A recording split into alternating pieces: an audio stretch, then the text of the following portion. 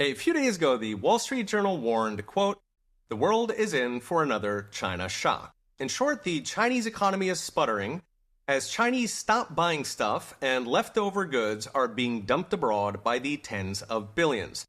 This puts what remains of American manufacturing in the crosshairs.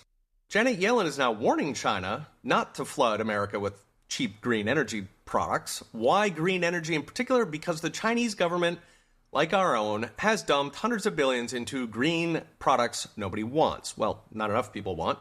To give a flavor, at one point China had 500 electric car makers, many of which have now gone bust. The problem for Yellen is dumping that unsold inventory to the US could wipe out the hundreds of billions Biden just plowed into solar panel and battery factories all across the nation with the comically named Inflation Reduction Act. Mass bankruptcies would be embarrassing since it leaves taxpayers on the hook for the $400 billion already spent on subsidies and tax credits. It's worth noting that $400 billion worth of construction workers and steel could have been used for competitive manufacturing or, say, houses. Instead, of course, it was wasted. Hence Janet Yellen's desperate plea, ironically enough, issued at a Nevada solar panel company that was shuttered by cheap Chinese imports in 2017, only to be relaunched at taxpayer expense this spring. Of course, China will ignore Janet Yellen as it ignores Joe Biden.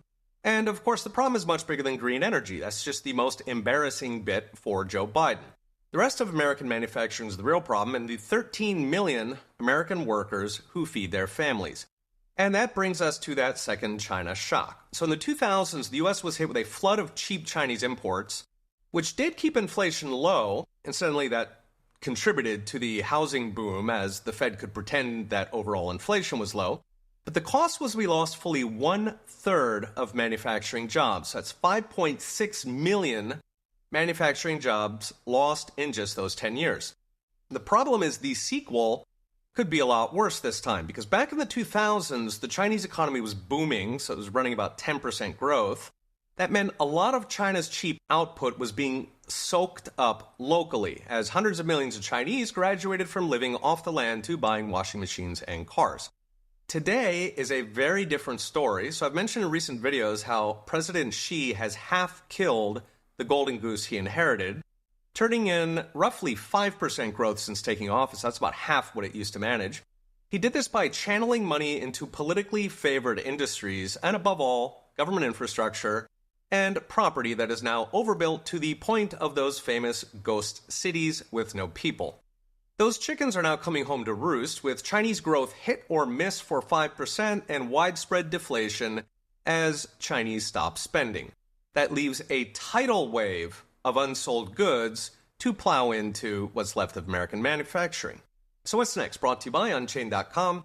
Governments are bad at industrial policy in the best of times because they are corrupt, but also because they are stupid. Given China's troubles, this time they could end up dooming a huge share of what remains of Made in America. Okay, we'll be watching. See you next time.